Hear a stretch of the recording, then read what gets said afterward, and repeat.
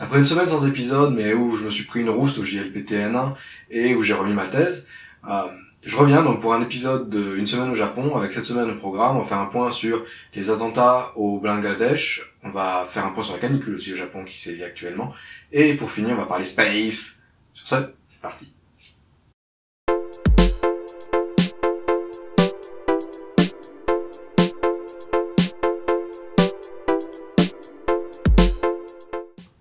La principale nouvelle de ces 15 derniers jours, ça a été l'attaque, suicide et la mort de 7 Japonais dans un café au Bangladesh, dans la capitale, à Dhaka. Donc c'est très très rare pour que des Japonais soient tués à l'étranger, d'une part, ou même qu'ils soient pris en tant que cible dans une attaque terroriste. Il y a eu un cas au Maroc, en Tunisie, il y a quelques années, dans une attaque contre un musée. Mais globalement, c'est extrêmement rare.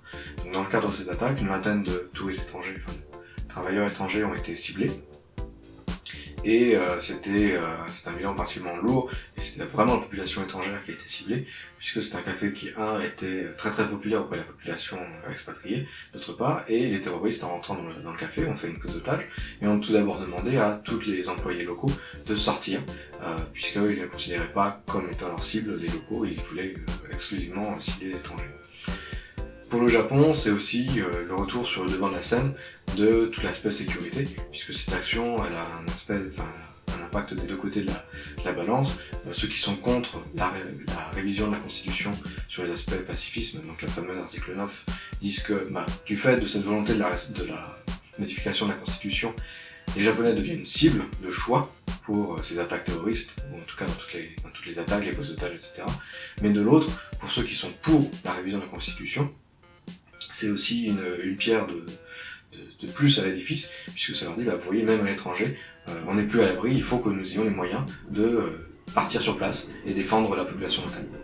Et cette discussion est d'autant plus importante que hier, lors des élections donc, de renouvellement du Sénat japonais, donc la moitié du Sénat a été renouvelée, et suite à cette élection, en fait, le parti au pouvoir et ses alliés qui veulent remettre à jour la Constitution et donc supprimer ce fameux article 9, ou en tout cas le remettre dans une interprétation qui permette à l'armée japonaise d'être envoyée à l'étranger, elle a gagné donc la majorité des 2/3 qui permet de modifier la Constitution sans avoir à vraiment négocier, puisque ce sont des alliés politiques, ils peuvent très bien s'accorder pour mettre à jour la Constitution, et comme donc, ces deux partis, donc le LDP et le Komeito, ont la majorité à eux deux, ils peuvent en plus avoir de la marge en s'alliant avec d'autres partis, notamment les partis d'extrême droite du Japon.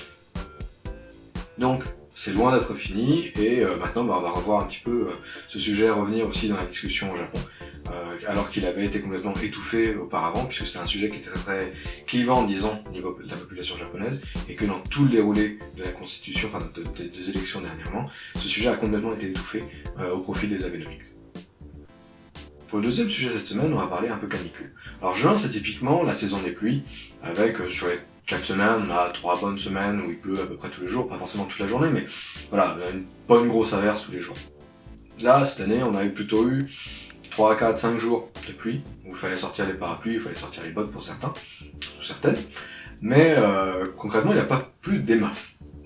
Et puis maintenant, ça fait donc 15 jours, un peu depuis mon dernier épisode, où on a vraiment des grosses chaleurs, entre 30 35 degrés, 80, 90, 100% d'humidité, avec les bons pics la nuit qui vous réveillent à 2h du matin en étant trempé de sueur. Donc voilà, aujourd'hui on est rentré de plein pied dans l'été.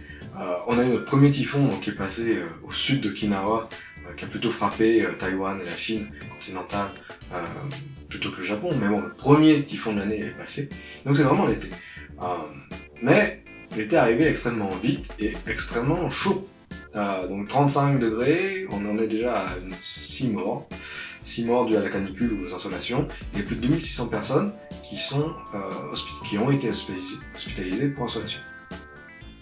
Donc ce qu'on craint, c'est vraiment d'avoir un été extrêmement chaud, horriblement chaud, 30-35 degrés, même plus que ça, c'est courant, avoir des taux d'humidité avoisinant les 100% de jour comme de nuit, c'est très courant, c'est l'été japonais typique qui est insupportable, mais ça fait partie de l'été. Donc si vous avez prévu de profiter des vacances d'été pour visiter le Japon, il faut s'attendre à des températures élevées, ça c'est l'été normal, mais cette année, surtout si vous ciblez la première semaine d'août, enfin les 15 premiers jours d'août, la température va être juste horrible. En tout cas, c'est ce qu'on attend vu le démarrage de la saison. Donc dans tous les cas, voilà. Si vous venez, soyez prêts à ça. Prenez une application météo qui vous indique l'humidité, c'est ce qui va en plus beaucoup plus jouer que la température exacte, que la température en degrés Celsius. C'est vraiment le taux d'humidité, c'est ça qui va éviter qui va vous empêcher d'évacuer la chaleur par la transpiration, etc. C'est aussi ça qui va vous faire bouffer l'impression de rentrer dans un mur d'eau quand vous allez descendre de l'avion en août. À l'aéroport, c'est juste magique. La première fois que je suis venu, je suis parti sous la pluie de Paris et je suis arrivé à l'aéroport au Japon. Je me suis dit, c'est la même humidité, la même impression de rentrer dans un mur d'eau. Donc voilà, soyez conscients de ça et voilà, pensez à boire si vous êtes là. Pour finir, dans le dernier sujet cette semaine, un peu de science comme d'habitude. Donc le week-end dernier, c'était Tanabata, donc la fameuse rencontre entre deux étoiles qui n'est possible qu'une fois par an quand la Voie lactée connecte ces deux étoiles. Et donc on va parler espace. On a deux nouvelles sur le sujet, ça tombe bien. Puisque la première, donc le Japon envoie son 11e astronaute dans l'espace, cette fois-ci donc son 6e sur la station spatiale internationale, pour faire des études sur le vieillissement des organismes, donc ils vont envoyer sur des souris, sur des lézards il me semble. Voilà, c'est une grande découverte, c'est une grande nouvelle, toujours amusant, donc il devrait rester 6 mois à peu près, il devrait repartir en octobre-novembre, où il devrait redescendre sur Terre. Et la deuxième nouvelle, donc, c'est que le fameux satellite qui était parti, que tout le monde pensait perdu, etc., que l'agence JAXA avait complètement merdé dans sa gestion de crise, etc., au final, oui, il est perdu, mais dans ces derniers instants, dans ces derniers tourbillonnements incontrôlables, il a réussi à prendre une série de mesures qui, en fait, donc sur des clusters de galaxies, des amas de galaxies lointains, et ces seules informations, ces seules mesures, sont déjà en train de remettre en cause la théorie en vigueur.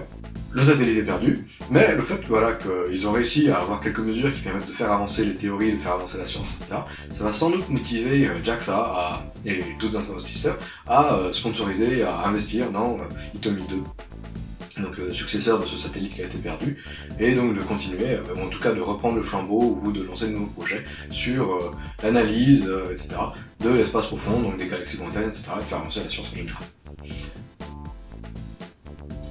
Sur ce les gens, cette semaine c'est fini, on se retrouve la semaine prochaine pour un nouvel épisode. Entre temps, moi je remets à jour, puisque maintenant j'ai un peu de temps, vu que ma thèse est finie, et j'ai fini mes études de japonais entre guillemets, en tout cas je commence la vraie partie, le vrai japonais, et pas cocher des cases. J'ai un peu plus de temps, donc je travaille pas mal sur le blog aussi, je prévois quelques articles de fond, puis quelques articles des sujets qui m'intéressent un peu, qui sont pas forcément beaucoup traités. Donc n'hésitez pas aussi à surveiller le blog, et puis en tout cas si cette vidéo vous a intéressé, comme d'habitude, commentez, likez, partagez, faites-vous plaisir. Sur ce, bonne semaine.